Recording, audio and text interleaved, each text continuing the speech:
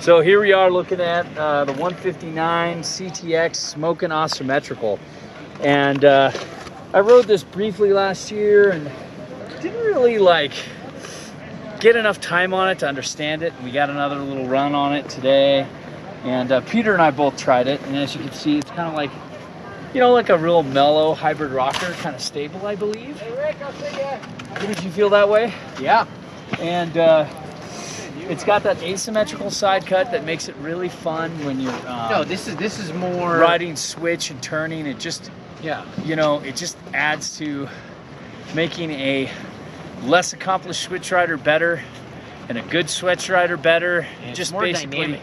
Yeah, it's a dynamic, snappy, yeah, kind of just like freestyle to all mountain freestyle board. You know, it's very comfortable on the mountain. Of course, it's perfectly at home in the park, and it's just one of those boards that, you know, it's you know, it's like right up there with many Mervin boards. It's hard not to like. yeah, And it's like kind of right in between. Like, I don't know if it's one of those boards that I love like a favorite, but it's definitely a board that if I owned, I would definitely enjoy. There's one characteristic with like all the Smokin boards, and it's really hard to describe. I'm still trying to get my head around it. It's, yeah, it's like, it's just like a personality. It's not good or bad, but it's like, there's like not as much. It's like when you're riding fast, it's not that chattery or anything.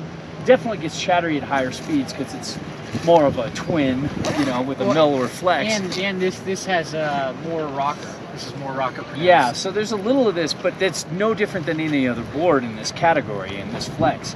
But there's something about it, like when you hit a bump. When you hit a bump, or you like ollie off something into a set of bumps and you go through them, it feels like there just isn't like some kind of like shock absorbing, like dampening system in the board compared to like Mervin.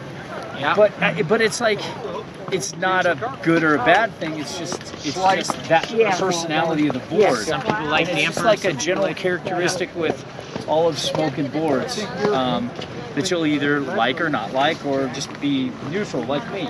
Yeah. And so all in all, I really like the Smokin Awesemetrical, and it's a fun board. It's playful, it's buttery, the edge hold is just right, you know. Not ideal for icy conditions, but the mellow magnet traction, you can see it's barely visible, but it's there. But it's great when it's like hard, but when it gets icy, you know, it's not an ice specialist like for an East Coast rider, but it's great for like what they made it for like a lot of Tahoe riders and most conditions around the country where you get some firm to hard days where you want a little more edge hold, and then in powder days you don't want it to grip too much, and it doesn't grip at all in powder, so it feels great. So what do you think, Pita?